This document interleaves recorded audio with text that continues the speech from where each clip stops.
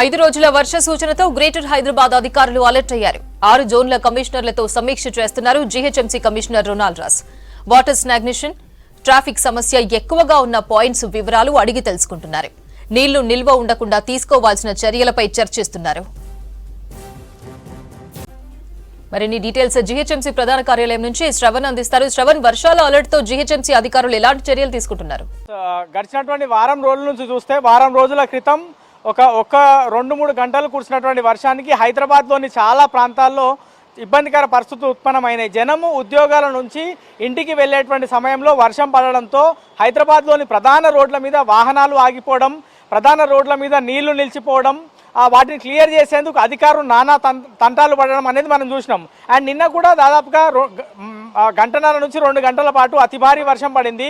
ఈ 1.5-2 గంటల పాటు కురిసినటువంటి వర్షానికి కూడా బాగా ఇబ్బందికర పరిస్థితులు ఉత్పన్నమైనాయి. పోలీసులు, జీహెచ్ఎంసీ అధికారులు, ఎలక్ట్రిసిటీ సంబంధించిన డిపార్ట్మెంట్కి సంబంధించిన అధికారులు ఇట్లా అందరూ పనిచేసినప్పటికీ కూడా సమస్యలు మాత్రం తీర్చడానికి దాదాపుగా 4-5 గంటల సమయం పట్టింది. సాయంత్రం 6 గంటలు 5:30కి స్టార్ట్ అయినటువంటి వర్షం దాదాపుగా 7-7:30 వరకు పడింది.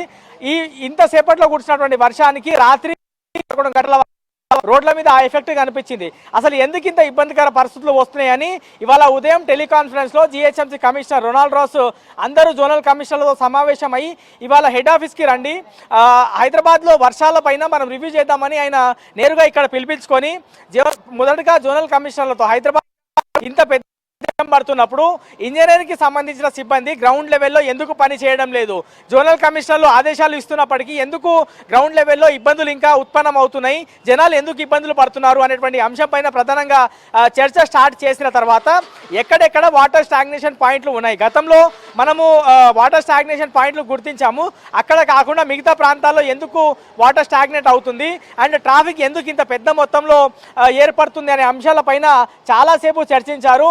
ఇంకా మరో రేపు ఎల్లుండి కూడా వర్షాలు పడేటువంటి అవకాశం ఉన్నట్లుగా వాతావరణ శాఖ సూచించడంతో ఇప్పటి వరకు ఇబ్బందులు బాగా వచ్చినాయి. సరే, మంచో చెడో అవి వాటర్ అయితే క్లియర్ అయినాయి, కొంతమేర ఇబ్బందులు వచ్చినప్పటికీ మళ్ళీ రేపు ఎల్లుండి కూడా వర్షాలు పడేటువంటి అవకాశం ఉంది. అవి జనంకి ఇబ్బందులు రాకుండా ఏ విధంగా మనం ముందుకు వెళ్ళాలి, ఏ విధంగా మీరు ముందుకు వెళ్ళబోతున్నారు అని జోనల్ కమిషనర్లతో మాట్లాడినట్టు మనకి ఉన్నటువంటి సమాచారం.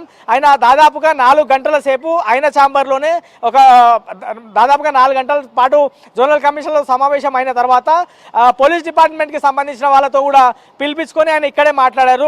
ముఖ్యంగా షేర్లింగపల్లి, కూకట్పల్లి 2 జోన్లలో అధికంగా ట్రాఫిక్ ఉత్పన్నం అవుతుంది. ఐటీకి సంబంధించిన employees all of sudden water stagnate అవ్వడం,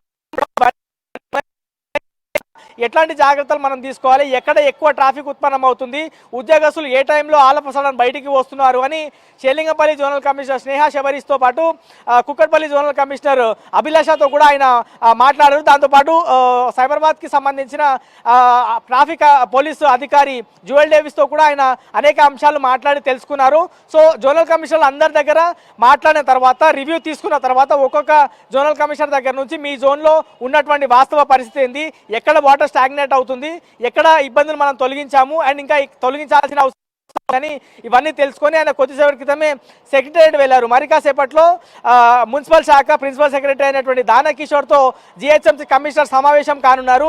ఈ సమావేశం అయిన తర్వాత హైదరాబాద్లో చెట్లు ఎక్కువ విరిగి రోడ్ల మీద ఎందుకు పడుతున్నాయి, నీళ్లు ఎక్కువ ఎందుకు ఆగుతున్నాయి అంశం పైన పూర్తి స్థాయిలో మున్సిపల్ శాఖ ప్రిన్సిపల్ సెక్రటరీ దానకిషోర్కి ఒక పూర్తి స్థాయి మనకి ఉన్నటువంటి ప్రెజెంటేషన్ కంప్లీట్ అయిన తర్వాత గవర్నమెంట్ దగ్గర నుంచి కానీ లేదంటే ప్రిన్సిపల్ సెక్రటరీ దగ్గర నుంచి కానీ ఏ విధమైనటువంటి ఇన్స్ట్రక్షన్స్ వస్తాయి అనేది మాత్రం చూడాల్సి ఉంది. ఓవరాల్గా మాత్రం వర్షాలు ఇంకా ఎక్కువ పడేటువంటి ఇబ్బందులు అవుతున్నాయి. కానీ ఆ ఇబ్బందులు ఎంత మేర మనం ఎంత మేర మన సిబ్బంది గ్రౌండ్ లెవెల్లో పనిచేస్తున్నారు అనే దానిపైన పూర్తి స్థాయి దృష్టి పెట్టాలని కమిషనర్ ఆదేశించారు.